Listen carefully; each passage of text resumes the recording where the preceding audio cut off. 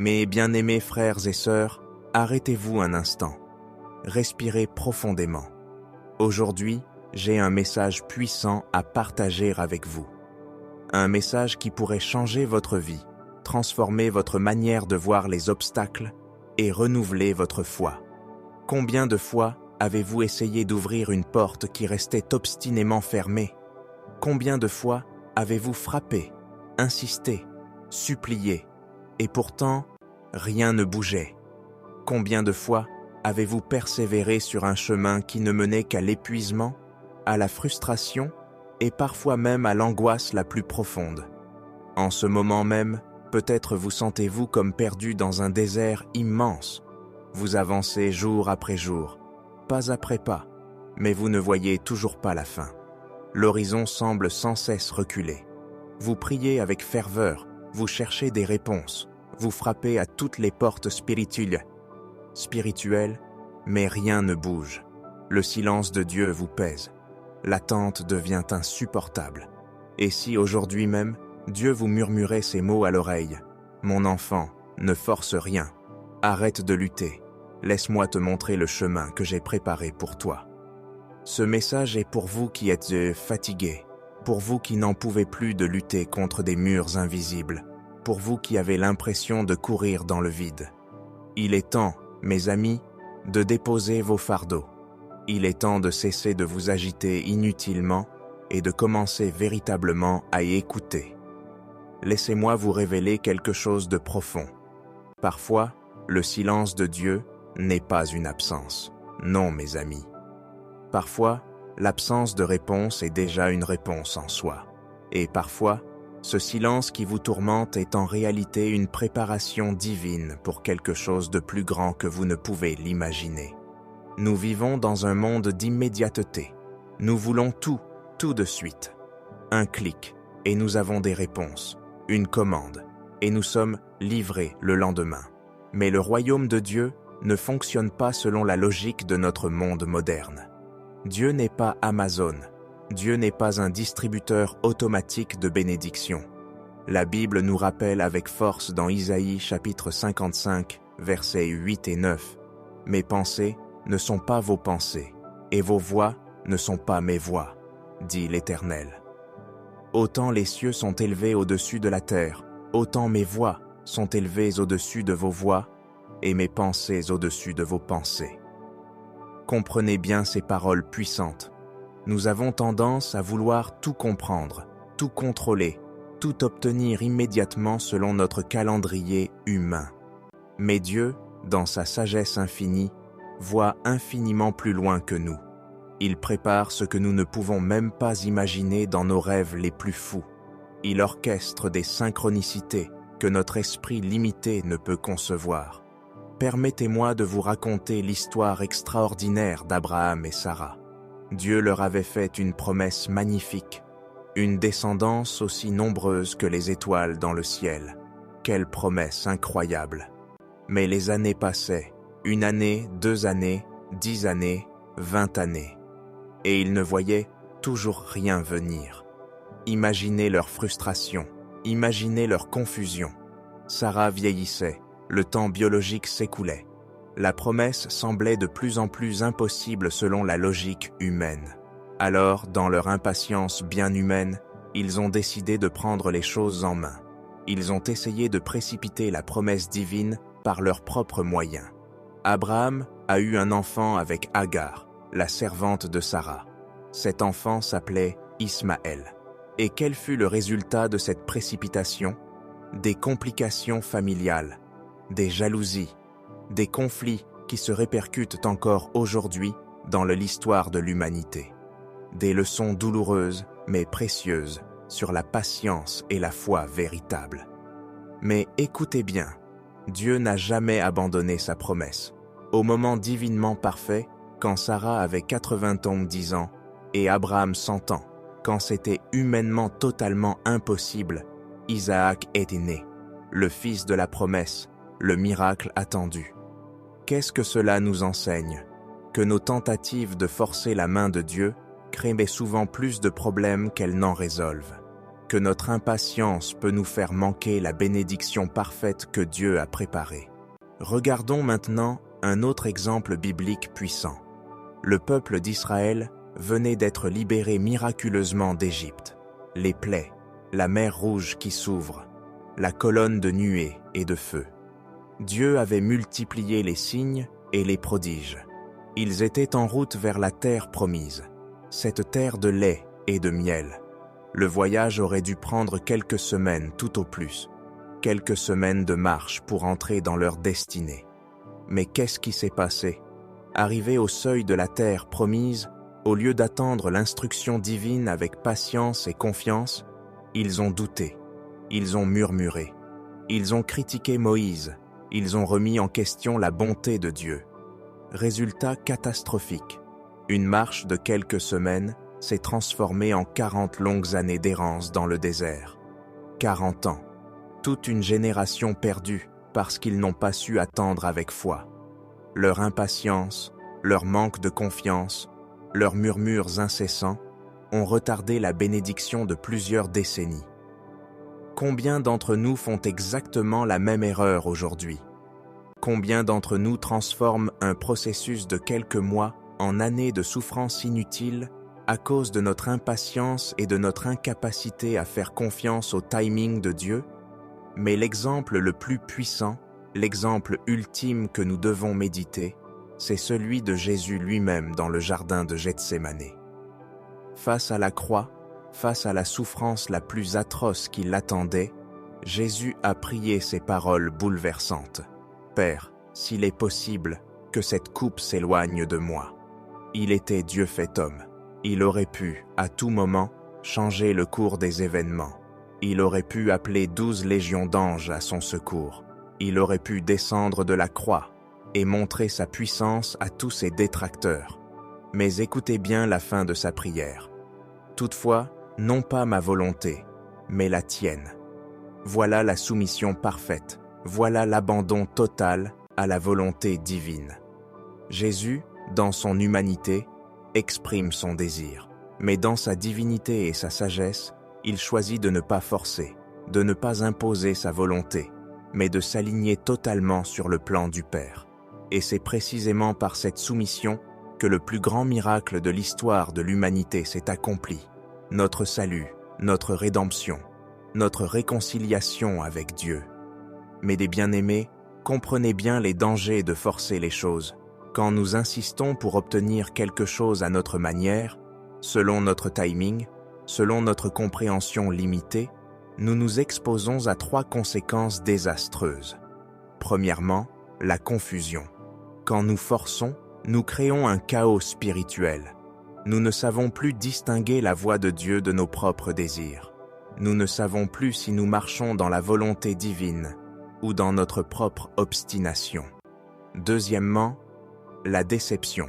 Combien de fois avez-vous obtenu ce que vous pensiez vouloir pour réaliser ensuite que ce n'était pas ce dont vous aviez réellement besoin?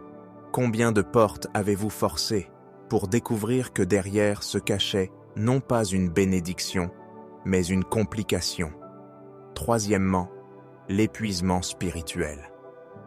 Forcer épuise. Cela draine votre énergie spirituelle, émotionnelle et même physique. Vous vous battez contre le courant divin au lieu de vous laisser porter par lui. Imaginez un instant une plante que vous voulez absolument faire pousser plus vite. Vous êtes impatient de voir les résultats. Alors vous la tirez, vous la pressez, vous la forcez à grandir selon votre calendrier. Que se passe-t-il?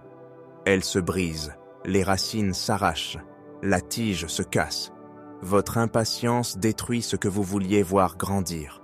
Mais si au contraire, vous lui donnez le temps nécessaire, l'eau au bon moment, le soleil en quantité suffisante, et surtout la patience de respecter son cycle naturel de croissance, elle s'épanouit magnifiquement. Elle devient forte, belle, productive.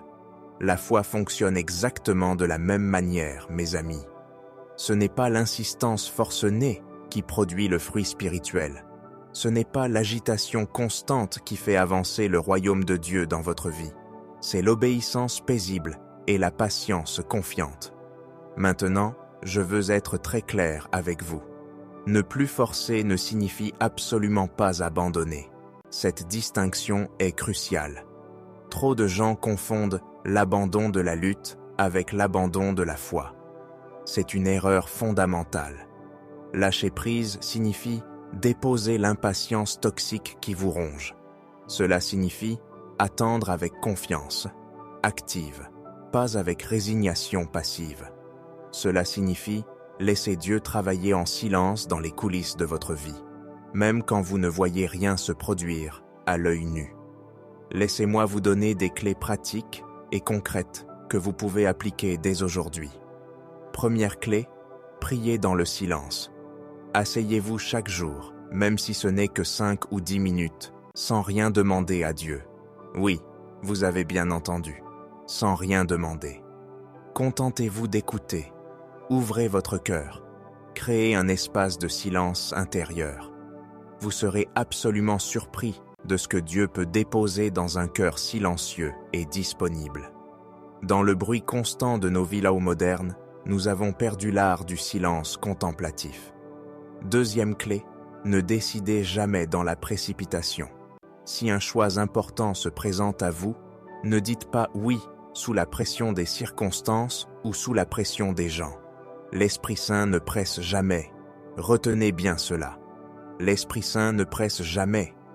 Là où il y a agitation, stress, anxiété et doute profond, attendez, ne bougez pas. La paix de Dieu doit confirmer vos décisions. Troisième clé, évitez absolument les comparaisons destructrices. Votre parcours est unique. Dieu a un plan spécifique pour votre vie qui ne ressemble au plan de personne d'autre. Apprenez à célébrer sincèrement les victoires des autres sans vous sentir en retard. Avancez selon le rythme divin prévu spécifiquement pour vous. Le figuier ne donne pas ses fruits en hiver. Le pommier ne fleurit pas en automne. Chaque arbre a sa saison. Respectez votre saison spirituelle. Quatrième clé, contrôlez votre langage intérieur. Vos pensées créent votre réalité spirituelle. Remplacez immédiatement les pensées toxiques comme « rien ne bouge dans ma vie, Dieu m'a complètement oublié » par des affirmations de foi comme « Dieu est fidèle en tout temps, même si je ne vois pas encore clairement le chemin qu'il prépare. » Cinquième clé, entourez-vous des bonnes influences spirituelles. Cherchez activement la compagnie de ceux qui vous ancrent dans la paix et la patience divine. Évitez comme la peste les voix négatives qui vous poussent constamment à l'agitation, à la précipitation ou au découragement. Sixième clé, méditez quotidiennement sur les promesses de Dieu. Elles ont tout un temps fixé par le Créateur. Même si elles semblent tarder selon votre calendrier humain, elles s'accompliront avec certitude. Votre rôle n'est pas de les forcer à se manifester, mais d'attendre avec une foi inébranlable et d'être préparé intérieurement pour les recevoir au moment parfait. Comprenez quelque chose de fondamental, mes bien-aimés. Certaines bénédictions deviendraient en réalité des fardeaux écrasants si elles arrivaient d'être trop tôt dans votre vie. Oui, vous avez bien entendu. Ce que vous désirez ardemment maintenant pourrait vous détruire si vous l'obteniez prématurément. Des relations que vous idéalisez, des opportunités professionnelles que vous convoitez, des projets que vous voulez absolument lancer, tout cela peut être retenu par la sagesse divine pour une seule et unique raison. Votre cœur n'est pas encore prêt ou la situation n'est pas encore sanctifiée et alignée avec le plan parfait de Dieu. Laissez-moi vous donner une illustration simple mais puissante. Imaginez un enfant de 5 ans qui veut absolument conduire une voiture. Il voit ses parents au volant. Ça a l'air facile, ça a l'air amusant. Il veut faire pareil. Il insiste, il pleure, il supplie. Est-ce que la voiture est mauvaise en soi? Non. Est-ce que les parents sont cruels de refuser? Absolument pas. Le problème n'est ni la voiture, ni l'amour des parents. Le problème est simplement que le temps n'est pas encore venu. L'enfant n'a ni la maturité, ni la force physique, ni les connaissances nécessaires pour conduire sans danger. Dieu agit exactement de la même manière avec nous, ses enfants bien-aimés. Il veut que notre cœur soit suffisamment mature, suffisamment guéri, suffisamment affermi pour recevoir sa bénédiction sans se briser sous son poids. Regardons l'exemple fascinant de Pierre. Lorsque Jésus annonce clairement sa souffrance future et sa mort à venir, Pierre, dans son amour maladroit et sa logique purement humaine, refuse catégoriquement d'accepter le plan divin. Il prend Jésus à part et commence à le reprendre. « Non, Seigneur, cela ne t'arrivera pas. » Et quelle est la réponse cinglante de Jésus? « Arrière de moi, Satan, tu es pour moi une pierre d'achoppement, car tes pensées ne sont pas celles de Dieu, mais celles des hommes. » Des paroles dures, n'est-ce pas? Mais tellement nécessaires. Pierre essayait de forcer sa propre compréhension limitée. Il tentait d'imposer sa logique humaine face au plan divin de rédemption. Combien de fois faisons-nous exactement la même erreur? Combien de fois essayons-nous de forcer une situation selon notre logique humaine limitée, alors que Dieu, dans sa vision omnisciente, voit infiniment plus loin et prépare quelque chose de bien meilleur? Laissez-moi partager avec vous une vérité profonde.